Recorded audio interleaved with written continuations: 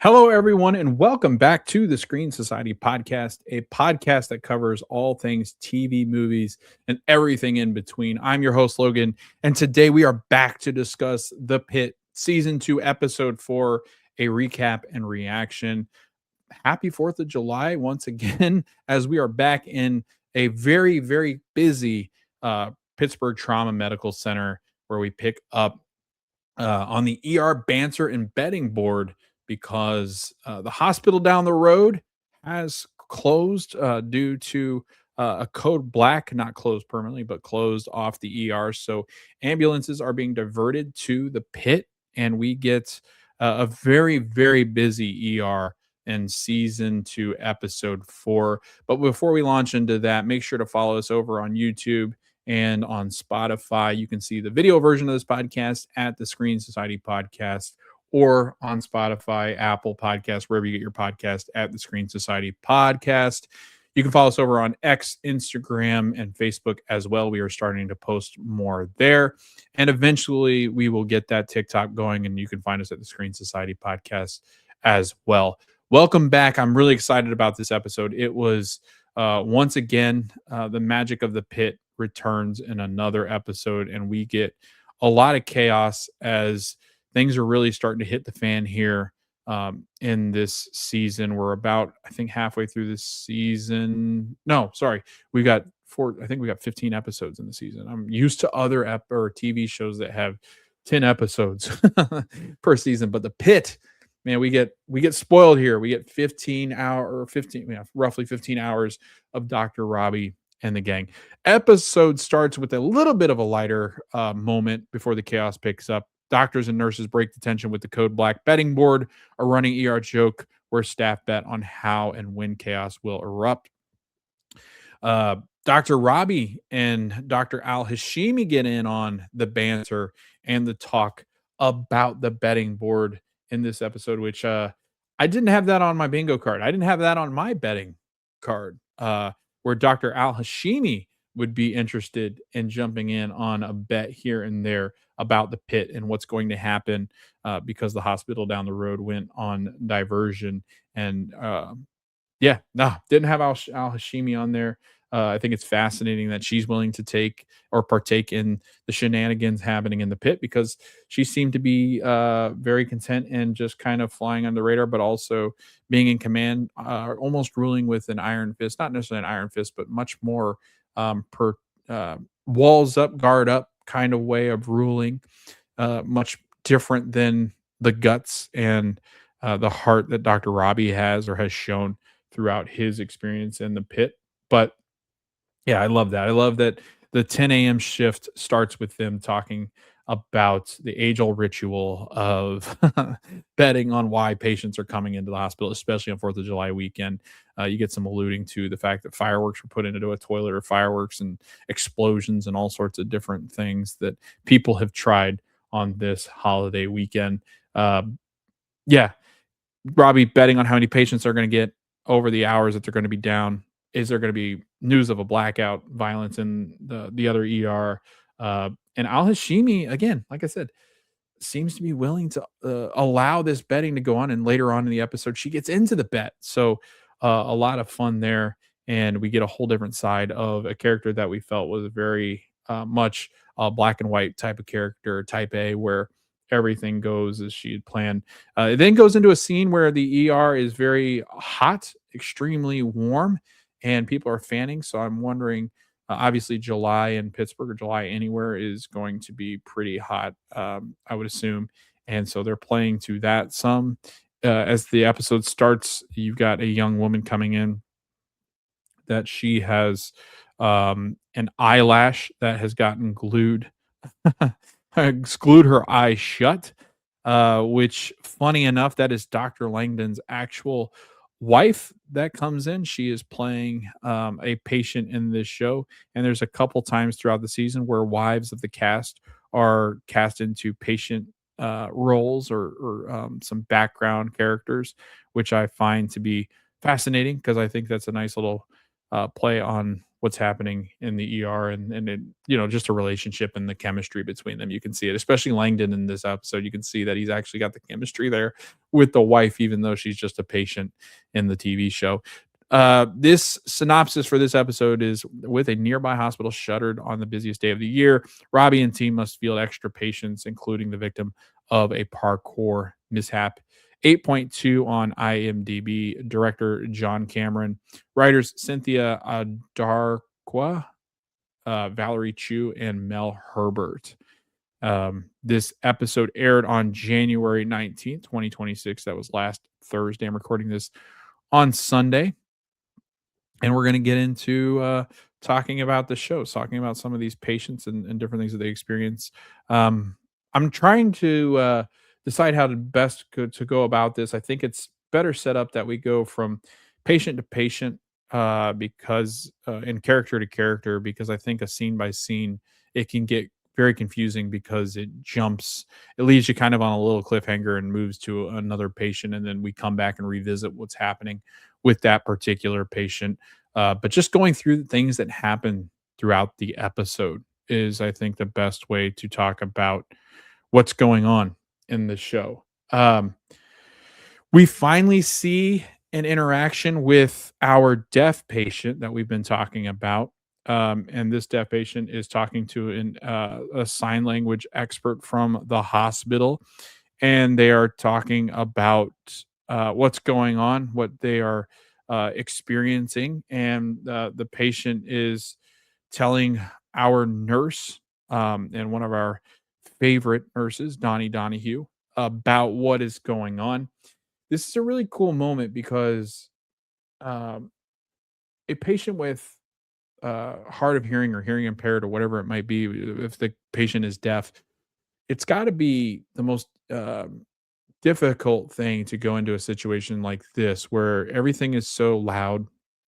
It is um, distracting for so many, but you can't hear what's going on. So you don't understand the noise levels, but you can see a lot of people moving frantically in an ER. And I think that's such an interesting thing to tackle in a show is that this patient is has seen so much and is clearly going through something, not feeling well, and they're worried about what she might be dealing with. And she talks about the fact that she is um, wanting more of a personal connection with her nurse. And the reason why is that Nurse Donahue is listening to or watching and listening to the sign language, the expert, I forget her name, um, team member, and this person is signing to this patient, and so he's listening to the person translating and looking at the person translating, but the patient just wants the attention of the nurse. And when the person is talking, so this would be like if you didn't speak the language and you had an interpreter there, and the nurse that you are getting care from is just talking to the interpreter, not looking at you at all, the patient. That's what this would feel like. Same thing with sign language. Nurse Donahue is talking to the team member that is signing and not to the patient. He doesn't make any eye contact with the patient, and she says something. The patient's like, "Hey, why doesn't he look at me? I'm the one talking." And it's because he's trying to listen, but he doesn't need to be looking at her, the interpreter, to understand what's going on. He should be looking at the patient, and then the interpreter can feed him verbally because he's not hard of hearing. He can clearly hear what is being said from the interpreter. He should be making eye contact, and that's something that, like, I'm not sure he's doing that on purpose. He just, he's not used to dealing with it, or he might have forgotten, like, hey, maybe I should look at the patient. Your just natural inclination would be to just listen to what the person is saying that is talking, not looking at the patient who is nonverbal or who is hard of hearing, who's not going to be able to speak. Um, so it's just an interesting way to present this. And now we get our patient that was in the waiting room who was deaf, who is now having a hard time. And we see this journey of how difficult it is to be hard of hearing or deaf patient through the healthcare system. It looks impossible to try to figure out and navigate as somebody who would not be able to hear. And again, something I think that this show does beautifully. Her stomach hurts, her head hurts. She's presenting signs of just fatigue, so she's really just not feeling good at all. And he's talking to the interpreter like, "Has she taken any ibuprofen?" And the translator's like, "Have you taken any ibuprofen?" And she's looking at her, but the nurse is not. And then that's called to the attention of Donnie, and Donnie's like, "Oh, that's my fault. Like I should be. Yeah, I'm sorry that you felt that way. I should be listening to you." He yeah, he feels bad, you can tell, but they're gonna run some tests, see what's wrong, that's where I think that's where we pretty much leave our patient who is deaf because we don't get a whole lot of news about her.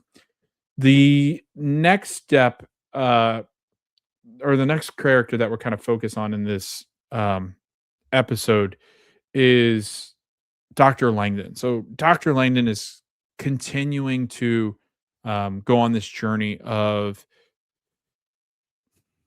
I guess, acceptance back into the ER and acceptance by his patients. And really, the tension here is because of Robbie. I mean, it seems like everybody he's run up against has either forgiven or moved on from the fact that he was stealing drugs and is a drug addict and back from rehab. Like all of them seem to be like, you go through things in life. But I think because Robbie felt a real betrayal from Langdon, we really start to see that show more tension and more tension building as every interaction they have seems to be even more tense than the ones before. He doesn't even want to be in the same room as Langdon at points in this episode. He even mentions something about it. And then in the trailer for next episode, we actually get them having a moment of that tension buildup, finally reaching a little bit of a tipping point.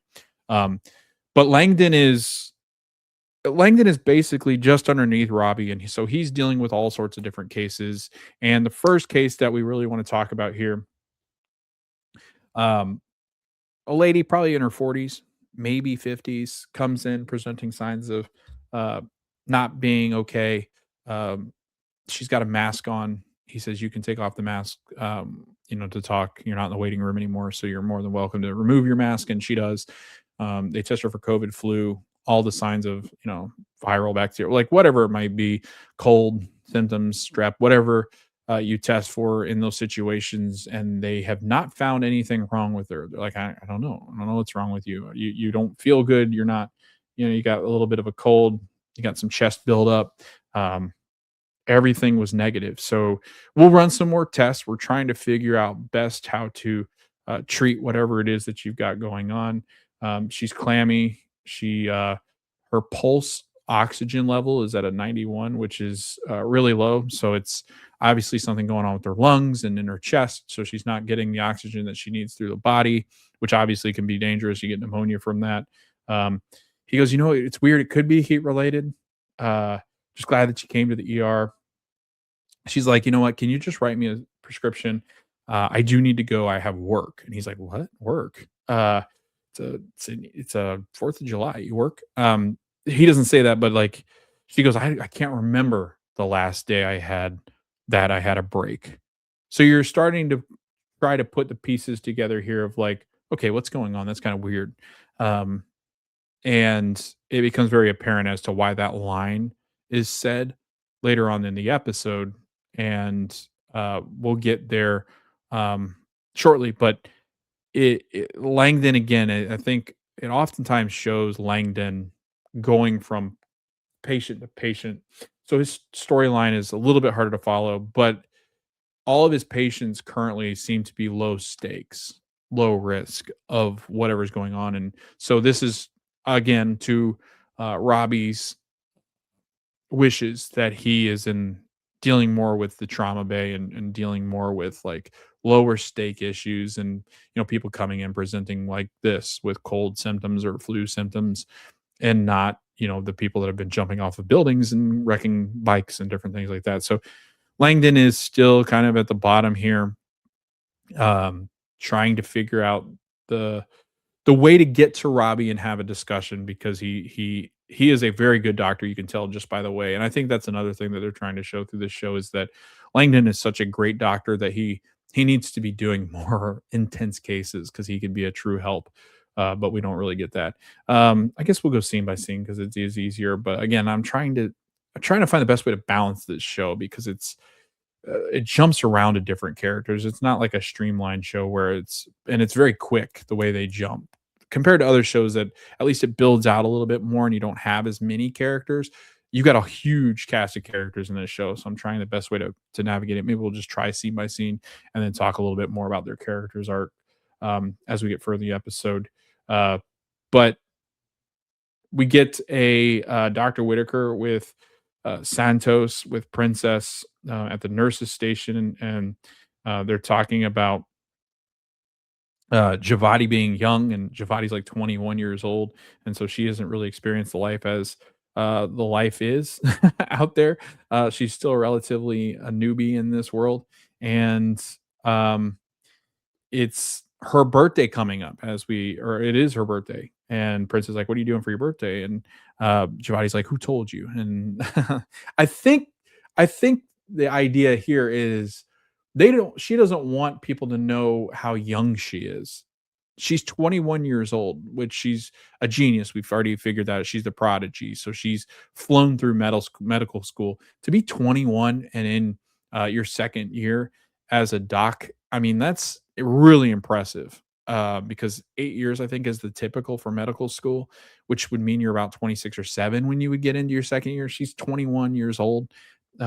The girl she can't even drink yet. And Prince is like, "What are you doing?" And Whitaker's like, "You're 21. That's wild." And so he starts to make fun a little bit with Javati. And she goes, "Oh, that may," or Whitaker goes, "Oh, that makes you a Cancer." And Javati goes, "Oh, I didn't know you were an astrology girly and your horoscopes." And he goes, I've been living with Santos too long." So there's that where we continue to hear that Santos and Whitaker are living together. Obviously, I think it's platonic, but you can tell there's a little bit of I don't know, conflict with those two. Like, I'm sure Santos is a little bit difficult to live with, but Whitaker might also be a little bit difficult if you're somebody that lives to be like Whitaker, or sorry, like Santos, because Santos is a little bit more rough around the edges. But again, you get some quick wit between Whitaker and Santos.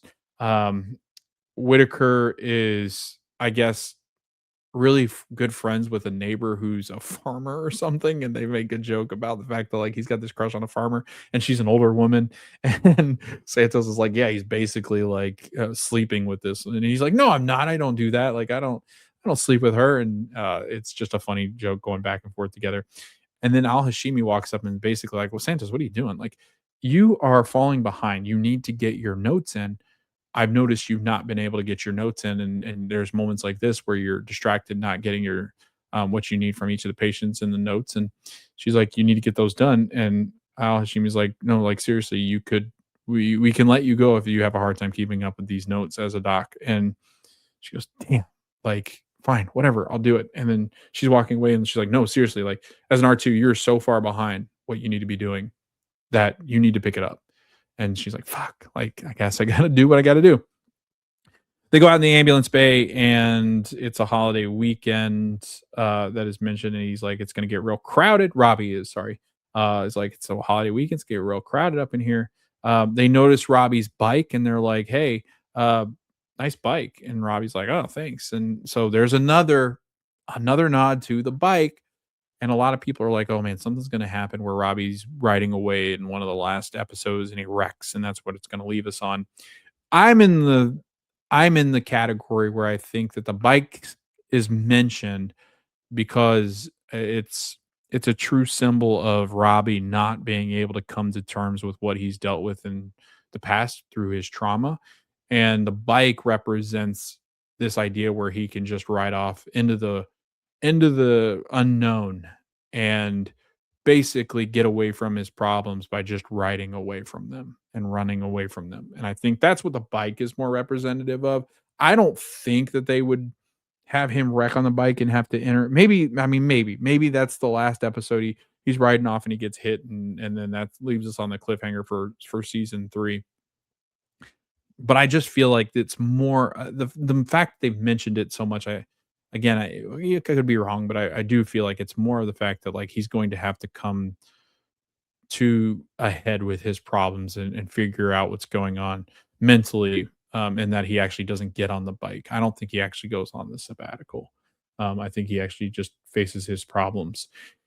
In that conversation, they start to badmouth Al Hashimi, and Al Hashimi is not out there, and they want Robby. So it's Whitaker, Javadi, and Santos, who are all, I think, in their second year. I think they're all second years, and they're trying to get they're trying to get Robby to say something bad about Al Hashimi, and he smiles because they're like, "Do you like her?" And he's kind of like, "Not really," but he doesn't say that because he can't. And they're like, and I think it's Javadi goes, "Are you trying to get a fellow attending, to say that they don't like the other attending?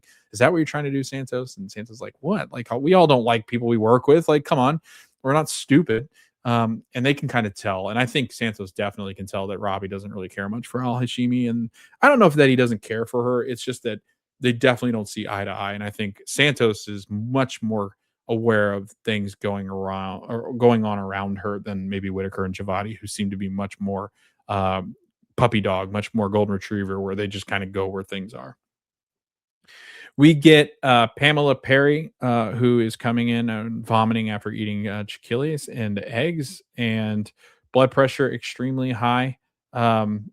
She is admitted back into the ER, and Whitaker and Robby break off because Javadi says, "I got it, I'll take her back." And then Robby and Whitaker go over, and they get a patient that has chest pain, and the ambulance drivers are telling about the vitals and what's been going on. Gave him some aspirin to try to take down the chest pain. Obviously, I think they're alluding to the fact that he might have had a heart attack. And they're like, "Hey, are you with us? Are you with us? You're not here." And he goes, "Am I dead?" And he's like, "No, you're not seeing the pearly white gates yet." And Robbie's like, "You know what? You guys go ahead." And you see Whitaker and Santos take the patient. Robby takes a deep breath because he's like, "Man, here we go. Here's all these ambulances." And then another ambulance rolls in. So that's three within a minute of each other rolling in. And this time, a patient comes in, Vince Cole, 23, fell through the skylight doing parkour 10 feet down, complains about a headache, and only responds to pain, multiple lacerations from glass, cuts everywhere, blood pressure very high, no meds, no allergies. And he asked how he goes through the the skylight, and no response from the patient Vince, but assuming his friend, whoever comes in with him, says that, parkour is a real thing now. It's like an Olympic sport because it almost became an Olympic sport. And then she picks up a gimbal and she has a camera. So this person is obviously an influencer of some sort, or YouTuber or something, that films these things. And she's filming it like as if nothing has happened. Like, this person, like, this is just something we go through as people that do parkour. This patient is clearly out of it. They get into the first trauma bay. They lift the patient, and Ogilvy's there, Kwan's there, and they start to do some compressions. They start to they do a thing where they like massage the sternum, and I'd learned that that's basically like, if the patient doesn't react to that, because that's a really uncomfortable, if you do that to yourself, if you take your sternum and you massage it with your hand, or like with your closed fist, it actually is supposed to trigger a response from people, because anybody that does that, like, really not hard, but like hard enough, it's supposed to try, like, everybody will react to it if they can feel that pain. They're then I think they said that the brain activity and everything is functioning, the heart's functioning, everything's functioning. If they don't respond to that, that's when there's real concern, nerve damage or brain damage or whatever it might be, that they're not responding to that, there's something seriously wrong. And so this patient doesn't respond at all to that. I'm not a doctor, so hopefully I explained that well, but you're supposed to respond to that. If you don't, something is seriously wrong, and he doesn't respond to it. Ogilvy gets very ambitious, and just like he has been in the last couple of episodes, he's very frustrating, very annoying, in my opinion, which I think he's supposed to be. He gets very ambitious, and he starts to yell out things and things they should be doing, and he's pretty spot on. He's a very smart kid. He's very spot on. Dr. Garcia, the surgeon, is like, "What's going on with him? Why is he so eager?" He's like, "Kid knows what he's talking about," but yeah, he's pretty eager. We then get to the next scene, and it is Whitaker talking to Santos. Santos says no STEMI, doesn't need to go right to the cath lab. Whitaker's looking over his charts, and the EKG, I think, is what he's looking at. And then he notices something wrong with the chart. And he says, um, we did the chest leads on his chest, but did we do his back?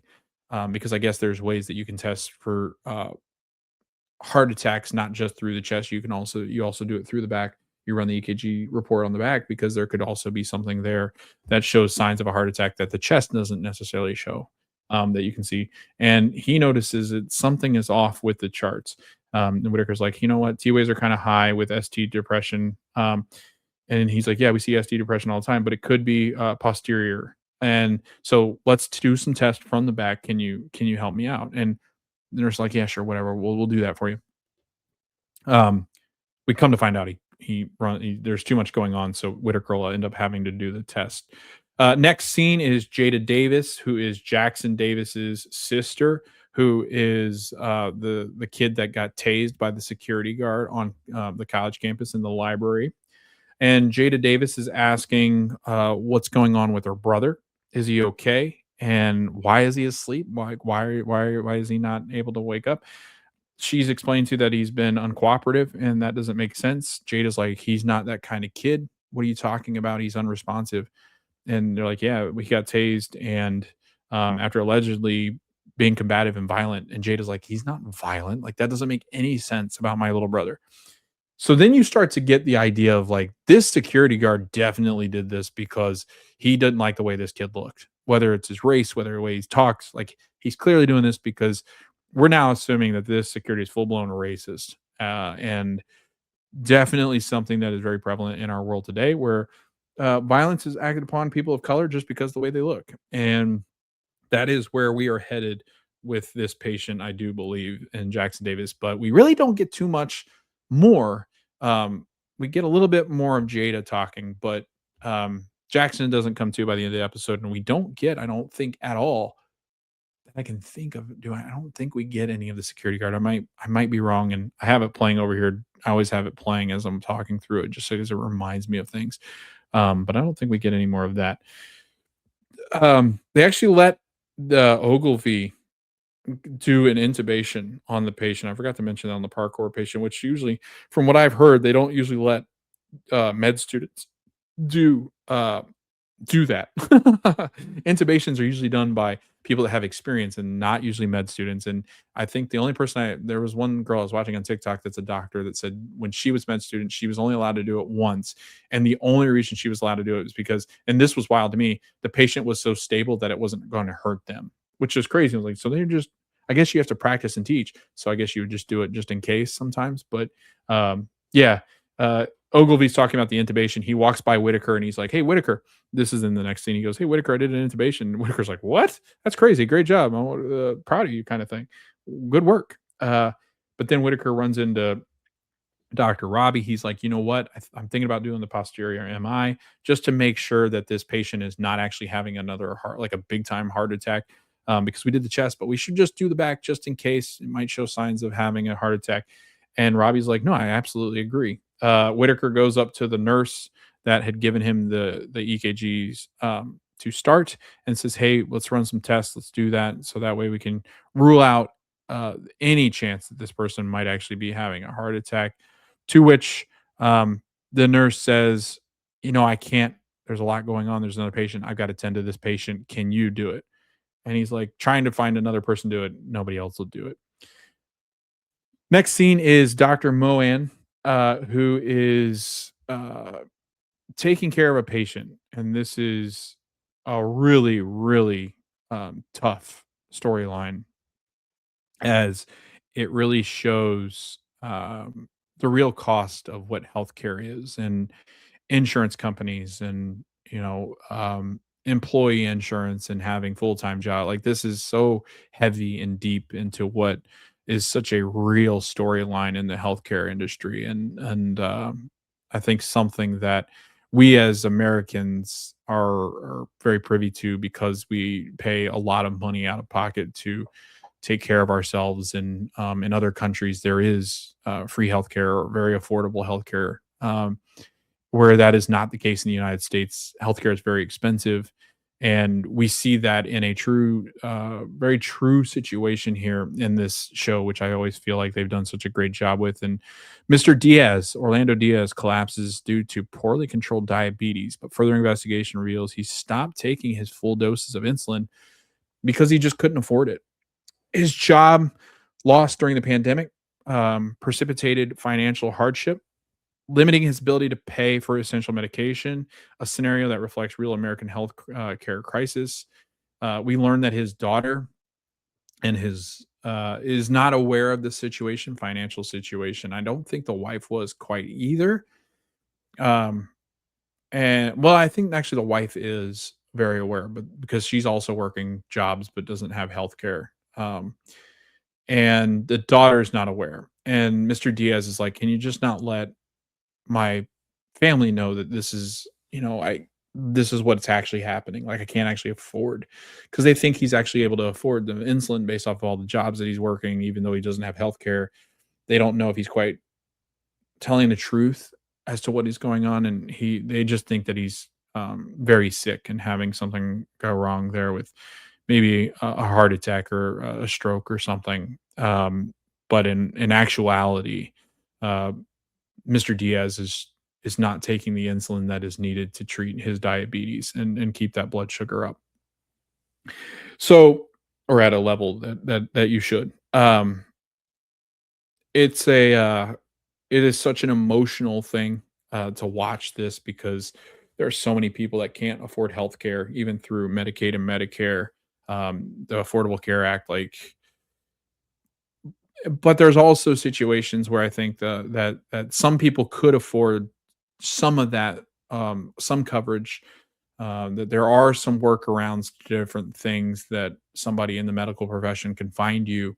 But I think because it's so daunting, I mean, even picking healthcare through my employer is difficult because it's not something I understand as much, right? You need somebody to explain it. Like it's so difficult sometimes, like deductibles, and you got to hit certain things, and then certain incomes don't fall under certain categories. There's different coverages. There's life insurance. There's deductible amounts that you have to hit. There's also coverage amounts that you need or don't need, and you don't really know, or you're taking a risk by not covering yourself as much, and you take a higher deductible so that you don't have to pay more out of pocket, or you take a lower one so you pay more out of pocket. Like it's so difficult to understand it because insurance companies are in the game of just making a lot of money, and I think that's what makes it so difficult for people to buy healthcare coverage and insurance because it's just so extremely expensive, and there's nobody really maintaining or controlling these insurance companies. So there's nobody keeping them in check. And everything costs a lot of money in healthcare. Like it's just the nature of the beast because it's expensive to supply hospitals. As a hospital, it's expensive to get some of that care and pay some of these doctors and stuff. So it all is just a very difficult situation, and in healthcare, and I don't know if there's a good way to solve a lot of it. Which people are always trying to figure out ways to make things more affordable.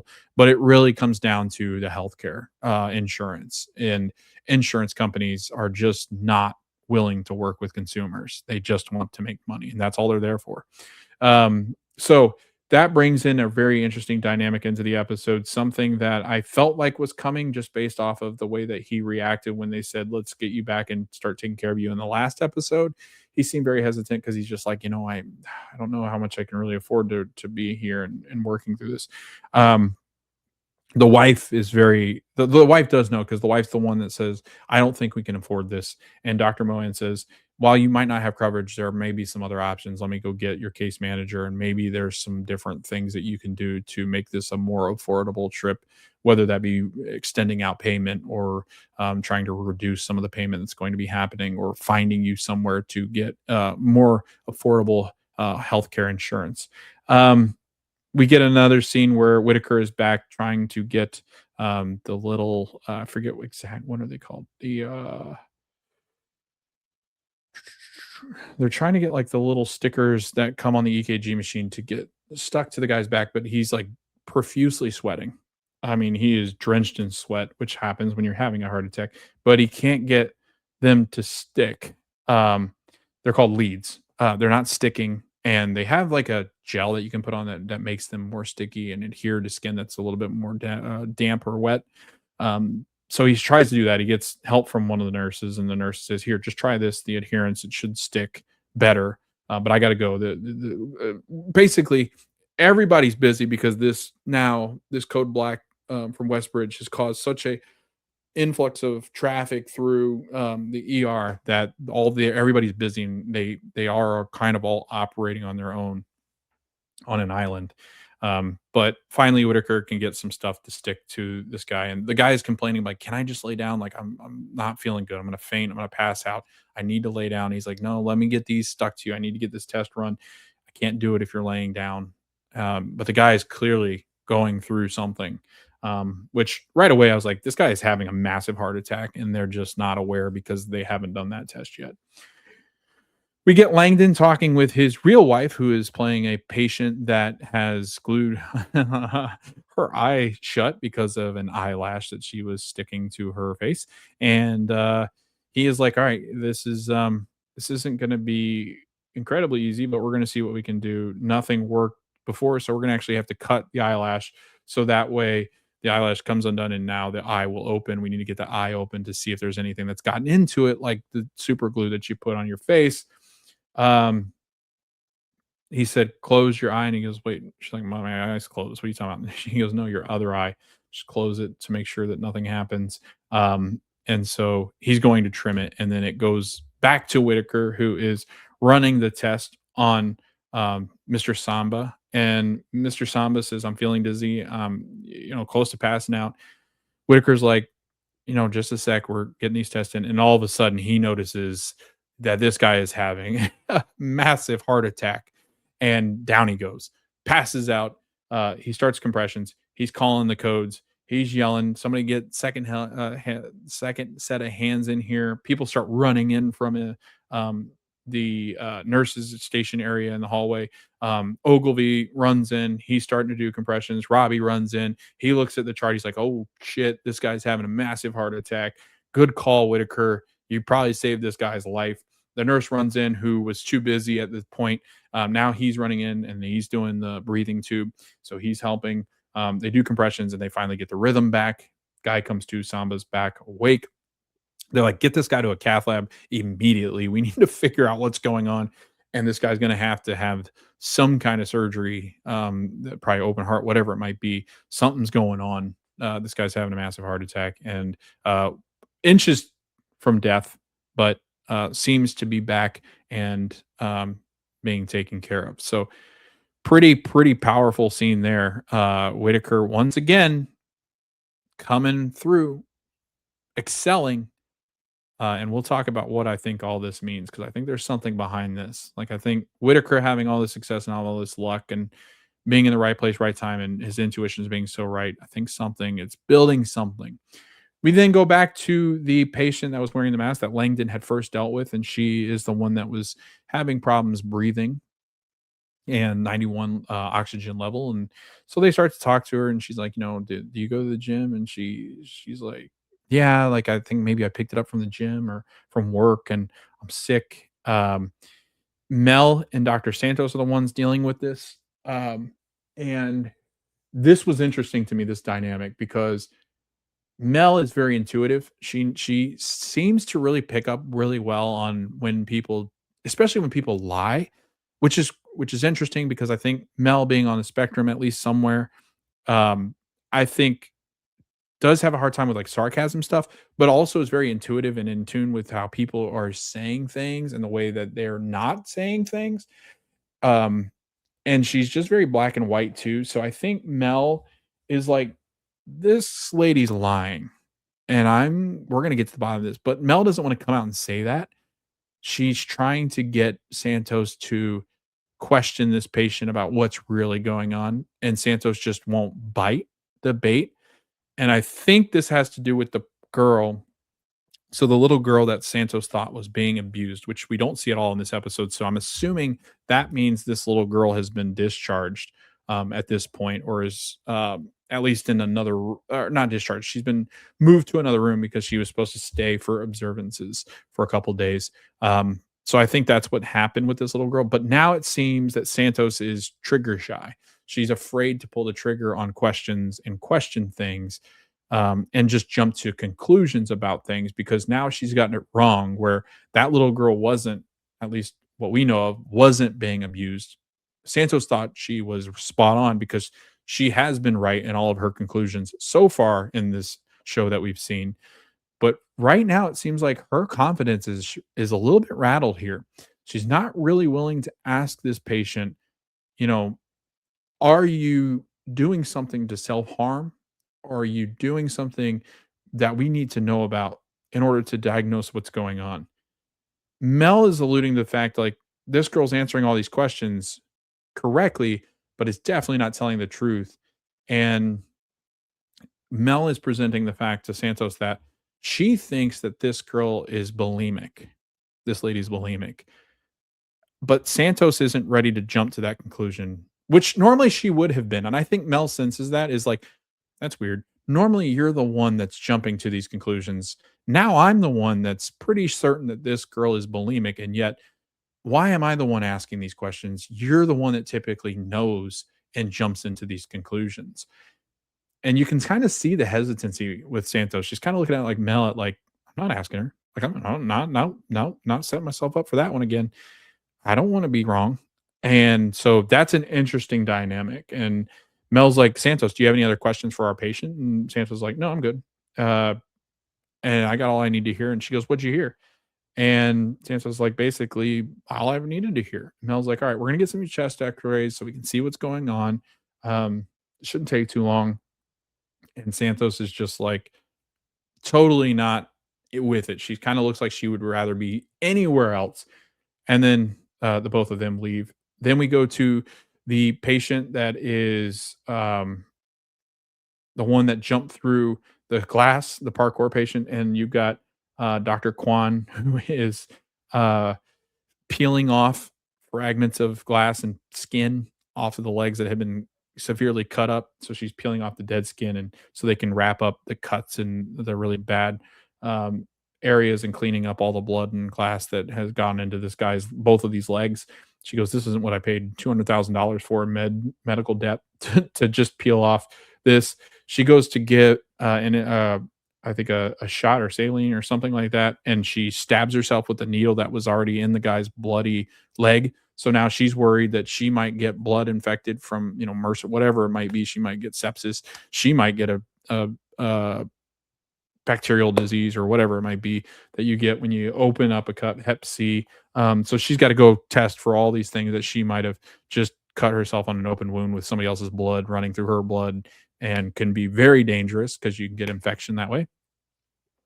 So she's got to go and do all of that testing. She's now, Robby goes, as she calls, she goes, "You're now a patient." Um, and Al Hashimi's there and Robby are there, and they're talking about just how busy it is in the ER. They go out of that trauma room. They see all these patients being rolled in from the ambulance bay. Um, Dr. Robbie's like, man, like, this is getting crazy. Al Hashimi goes, maybe we should bring Langdon in because it's so busy, and bring him out of like the bullpen area because he's just dealing with like these random things that some of the nurses and other doctors and med students can deal with. And let's bring Langdon, who's an attending, also bring him in because he's got experience and can help us really weed out some of this stuff. And Robbie's like, no, we're just easing him back in. Like, it's got nothing to do with him and his past. We're just easing him back in. It's his first day back. And Al Hashimi's like, no, we need his help. Like, we are getting crazy busy. And they're like, no, we're good. We then have Dr. Javadi talking to Jada Jackson, or sorry, Jada Davis, and she's talking about Jackson Davis, and she's like, what's going on? Like, is he? She's trying to figure out what he is, and like as a person, and Jada goes, he's a great person. He's in a law school. Um, we're both we have great parents. We're really, I mean, it's not uh, anything that I think this kid has done. Like, this is a good kid. We were raised in a good home. Like, he's not violent. He's not angry. He's not this. He's not been abused. He's a great child, and maybe he's just misunderstood. And Jada's like, I don't know what's wrong with him. Like, what could have caused this? And Javadi's like, well, we're trying to figure out more. We're doing more tests. And she's like, I don't really know if there's anything wrong with him that happened, prior. I think a lot of it's just the fallout from what happened with the security guard. Princess comes in after seeing the radiologist. Javadi says that his CT is normal, as are his blood and urine tests. Jade is like, "Well, then what's wrong with him?" She goes, "I'm not sure yet. We're trying to figure out. We're going to do a spinal tap, which is another test. Could be an infection in the fluid that surrounds the brain." But she's just trying to figure out why the mental state was a state of confusion, anger. Javadi's like, I'm not buying the fact that, like, Javadi's like, we're running out of options here. I don't really think there was anything wrong with his kid. Like, I don't think there was anything that was causing him to be angry or anything. I think the security guard's lying is ultimately what we're getting to. And 100%, I think that's what is happening. Um, we then get Mr. Montrose with McKay. McKay finally shows up in this episode about 30 minutes in or so. And Mr. Montrose has something in his spine that is causing him to have all sorts of pain in his back and his buttocks area.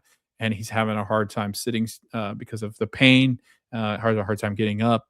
He's just got a lot of pain. And he's like, maybe it's because I'm old, but they finally figure out it's a couple of his spinal, I forget what they call them. But there's an issue with them, and they've separated too much, or they're kind of out of place. She goes, it can take some rehab. It'll take 6 weeks to, some rehab work and doing some exercises, and we can get that back to normal. Or there is a procedure we can do. It might take a couple of weeks then, or, it's very painful though. And Montrose is like, fine, do what you got to do. And McKay's like, okay, but this procedure is not comfortable. Those back fragments, they got to be pushed back into an area so they can heal faster. And Montrose is like, I got dates lined up. My social calendar is my life. He's got all sorts of dates and fun things. He hangs out with friends and a bunch of dates and sleeping with people. And like, this guy is definitely very active socially and sexually. And so he wants to get back out there. She's like, fine, we'll do it. So she walks away to get prepared for what she's going to do with the procedure, which is very gruesome. But as she's walking away, she runs into another or our patient from the last time. I forget exactly what the guy's name is. Hold on, let me see if I can quickly pull this up. Forget. I think it's Doctor. Or sorry, here we go.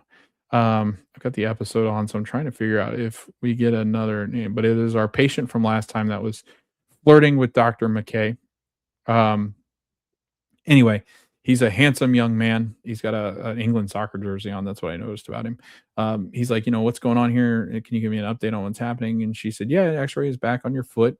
Nothing wrong, no fracture. You got really nothing going on. We're going to give you ACE wrap, ice and rest, and then elevate it. Give you some ibuprofen when you need it. But ultimately, you should be back in a couple of weeks, ready to go and playing. But if it's too painful, we can give you some crutches on a day or two. And he's like, you know what? So I won't be seeing you again. And still clearly flirting with McKay. McKay chuckles and laughs and goes, as a patient, no, but it was nice meeting you. Brian, that's his name. And he said, it was nice meeting you, or Dr. McKay. And Dr. McKay walking away, she goes, you know what? Hell with it. Fine. Let's see each other outside of work. So she wanders back over to Brian's bedside. She talks about the fact that she's going to see an art exhibit, and she was going to go check that out in Lawrenceville tonight.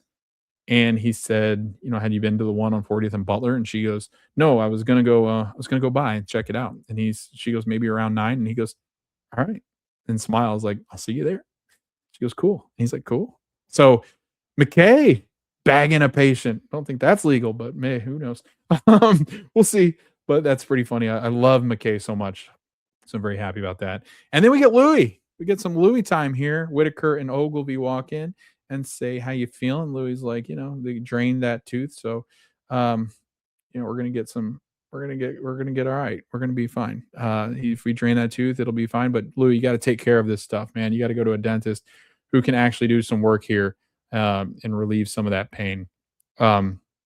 Once again, Robby coming in, seeing Whitaker crush it, man. And then he does the whole surgical removal, the nasty stuff from the gum, and it seems to be fine. Like, I'm waiting for Whitaker to mess up, but he's not messing up, and I think that's foreshadowing for something coming. Robby keeps popping in and seeing Whitaker do everything, and I mean, flying high for what he's doing, and really happy with what he has passed on to Whitaker. What Whitaker is doing such a great job, which I think is ultimately going to be something that happens that's not great. Orlando and his wife do not have insurance, but Noel Hastings gets involved, who we think Robbie's having some relations with currently. And Noelle is the case manager, so she's trying to figure out different things that they can do. They live at the poverty line, which living at the poverty line doesn't really necessarily mean that you're capable of getting Affordable Care Act. Affordable Care Act is meant for people below the poverty line. They make too much money, but not enough money to live, which is crazy to say. But Noelle Hastings is basically like they don't qualify for any of the medical insurance that they need, and Moen's really having a hard time. Uh, but then the daughter Anna pops out and hears that the family can't afford health care, and that's why her father is not going to be able to get the care that he needs to feel better, and could ultimately die because of this. Anna's like, fine, you know what? I'll start a GoFundMe. So she starts a GoFundMe. That causes all sorts of problems, obviously. And again, it just speaks to so much of the truth that happens so much in our healthcare system right now, where people just cannot afford the healthcare that they need to stay alive, and that can be a very difficult thing for obviously family members, especially a young daughter that's in high school, to hear that her father can't get the medical care that he needs and could die because of it. We go back to the trauma of the parkour patient Vince, and Vince has a big chunk of glass in his back. Ogilvy gets overly ambitious, takes some tweezers, and starts to remove this huge chunk of glass, which then causes the blood to be released. It had been jammed into where it was basically stopping the blood. He thought it was a loose fragment, but it was not. It was clearly in some kind of big artery or into the veins back there, and it just starts piling blood out of the body. I didn't know how to oozing blood out of the body, massive oozing, blood everywhere. But yeah, enough damage to where Ogilvy shouldn't have done that, and probably caused more damage than probably would have happened if they would have just been smart about the way that they take care of this. He gets it about halfway and he goes, "Do I just pull it out?" And they're like, "No, like stop, like just stop. We're gonna suction all this blood out of the way so we can see what you did, what caused this hemorrhage, basically. What did you do?" So Ogilvy makes a huge mistake here and could cost the life of our patient. Mel says that they got the test back. Nothing's wrong with this patient that they're dealing with that has the respiratory issues and the oxygen levels. The one they think is bulimic. Mel says nothing is wrong, but one thing could be wrong. She could be bulimic. She goes, let's go look at the tooth, because there's like an acidic, the enamel in the back of your teeth will decay if you are bulimic, because of the acidity of the throw up and the vomit coming back up will wear away at your enamel. If you do it enough, you will crush that enamel off your teeth and it won't be there. Mel's like, let's go do it. Let's go see if that's what's the case. And Santa's like, I don't know. I don't really want to be the one that does that. Like, could she have an eating disorder? Yeah, maybe. Um, she's just not ready to jump to those conclusions. Mel's already sold. Like, this is what's happening. Mel's like, this is definitely what's going on. And Santos like, I don't know, really an eating disorder? Like, you think she's bulimic? And she's like, yeah, I mean, she's fixated on working out. Check the enamel behind her front and scissors. Like, that's where it'll be a clear sign. Like, she works a ton. She doesn't eat a whole lot. Like, maybe this is like why we need to check it out. She's like, yeah, maybe it's that. We should go check that out. And Santos is like, fine, like whatever, we'll go check it out, see what's going on. But Santos, it keeps showing Santos trying to do notes, and she just can't get the notes down. Like, she's trying to type them, and people just come in and talking to her. People are talking to her, and she can't figure it out.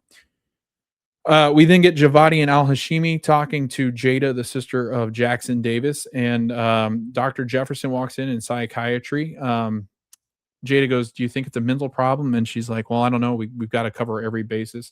Javadi leaves, and Dr. Jefferson's like, Jackson, hey, Jackson. He's not awake.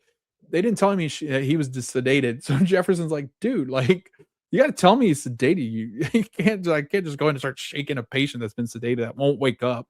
That's craziness. But yeah, and Giavatti's like, "I'm so sorry. I didn't mean to do that." Um, we get then, basically they get the chunk of glass out with our patient with, that has started bleeding all over the place. McKay gets it out. Radiology's they're ready to go take him back to surgery to make sure that we get all that blood out there. Garcia's like, come on, like we've got to do this quickly. That's and Ogilvy's like, oh shit, I made a really big mistake. And Garcia's like, all right, let's go do it the right way this time. Okay. We will go see in surgery what's going on here. But yeah, uh Ogilvy's like, this won't happen again, but you can see he's like, "Oh, I'm in trouble." Like, and Robby kind of gives him like the, "Hey, like we just don't do that. You'll learn, but you made a big mistake there." And he's like, "Well, Um, Robby then walks out, and we get a great moment with Dr. Jefferson, who is down there after his attempted psych consult. And Jefferson's asking about the bike. Do you think that all your problems will be fixed on that bike? The one without the helmet, Robby? You really think that I'm stupid? We've been meeting. We're friends. I thought we were to this point where, and he's like, I can give you other psychiatrists to talk to you about what's going on. He's like, you don't think I've tried that? I've tried two other ones that they don't work. And he's like, Robby, this is all you, man. Like, you got to figure out what's going on yourself. And he's like, "Yeah, I know." And riding off on a bike is not going to solve that. And he goes, "Whatever." So there it is. We have he needs to face his problems, and Dr. Jefferson knows this as a friend and as a colleague, and he's the one and the expert in the mental side of things and says, "You need to figure this out and don't get on your bike because you think that's the answer to your problems." Whitaker jumps in on the gambling, and they're like, "Dude, I didn't know you were in the gamble." Like the two security guards are giving me a hard time. The nurses are like, "Really, you? Like you want to get in on it?" And Whitaker throws $40 down on a power outage at Westbridge. That's what's causing code black. And they're like, "Damn, Whitaker, like that's a lot of money to throw out there. Nobody else is throwing this money." And they're like, "Congrats to you, doc." So Whitaker, man, he's like, he's finding his people, his element. Like he is in the zone right now. I just fear that it's because they're going to set him up for quite some disaster or heartbreak here. Just don't know what it's going to be. Langdon is then back with his real wife slash patient slash actress, and she's asking for Dr. J, and he's like, "Who the hell is Dr. J? We don't have a Dr. J here." And she goes, "Dr. J on TikTok." Giavatti has a TikTok. She is one of the TikTok docs, and Langdon is, of course, going to have a good time with this. Then McKay is performing the procedure on Montrose, our older patient that has the back pain. She then has to go through the anus and a little bit of maneuvering with the finger, gel up, KY jelly up the rear end and lubricant, and then has to fix the actual parts of the spine or the bone particle, whatever it is.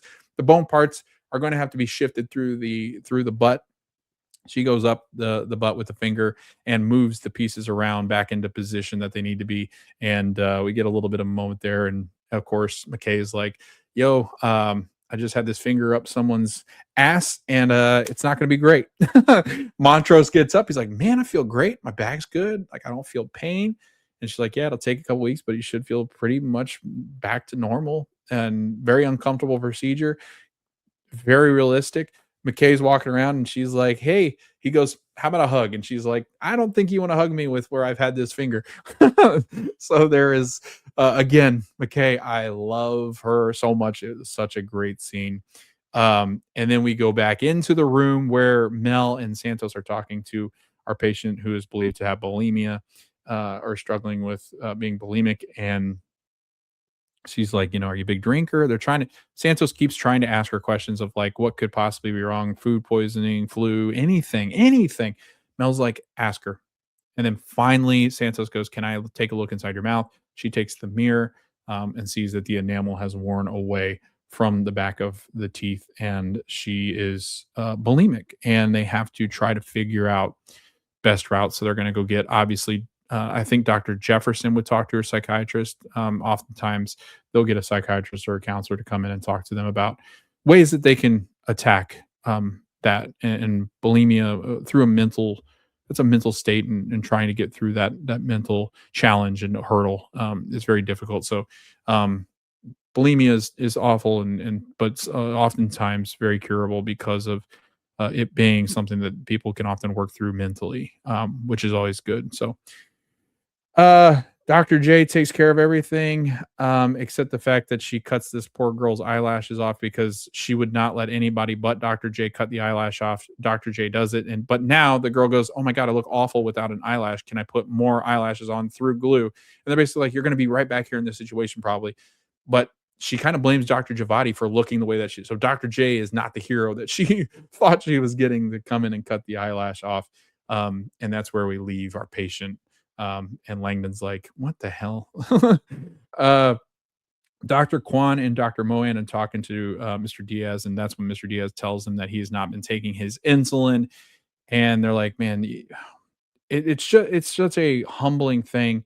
He's like, "I've not been to the primary doctor, you know." And the girl, finally, the daughter goes, "I started a GoFundMe," and he gets very mad because he's got a lot of pride. He doesn't want to GoFundMe. He doesn't want people to feel sorry for him and paying. And so he gets very upset and tells the daughter to take it down. And it's just it's such a horrible but real life scenario that we see here.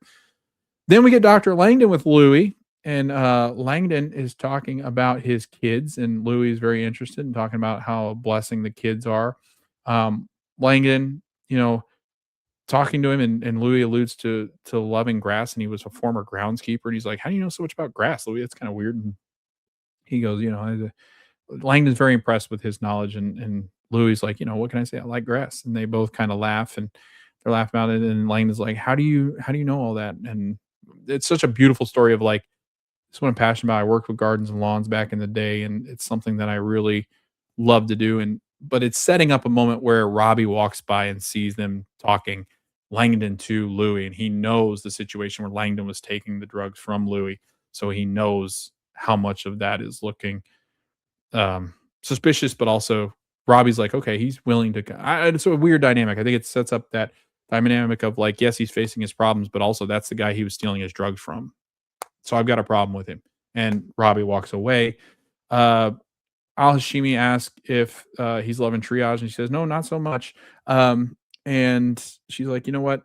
Uh, she's trying to get him out of triage so that he can help alleviate some of the stuff that Westbridge is happening. And Langdon is basically telling what his journey has been. And so now Langdon and her are having that connection. And they're getting over that. Robbie seems to be the only one now that really hasn't had that conversation yet with Langdon. Everybody is, even the new doc is. Now Langdon is like, you know what? This person is clearly a person on the mend. It is getting back to a level which they need to do to be able to practice medicine. Then we get the conclusion with Mel and Santos basically like, nice job, Santos. Like, we figured this out, but, you know, and then Mel's like, we need to get you some help about, being bulimic. And then finally the patient's like, yeah, I'm bulimic and I've been forcing myself to throw up. And Mel's like, bulimia is treatable. The patient made a great point. She goes, my family, everything has always been about family gathering and celebrating around food. It's part of my background. It's part of what I did growing up. And she goes, that's when I started vomiting. Everyone said I looked great. And, she went through a tough breakup last year. It all came together, and bulimia will long-term destroy your body. There's an outpatient program where she can go to get help, seek help, and talk to somebody. And she's so happy. And the one thing she said, can I see a black woman? If you recommend somebody for me, can it be a black therapist, black woman? Because black women are not seen in our healthcare system, and it is 100% true. African Americans, black women especially, are not listened to in our healthcare system. Therefore, they oftentimes will avoid it to the detriment of their own health, and it's because they don't have a voice. And this is such a realistic moment where it just really hit, I think, for an audience that might be African American, especially female African American. So, what a great job by the Pitt to represent a minority in the healthcare system where they don't typically get a voice.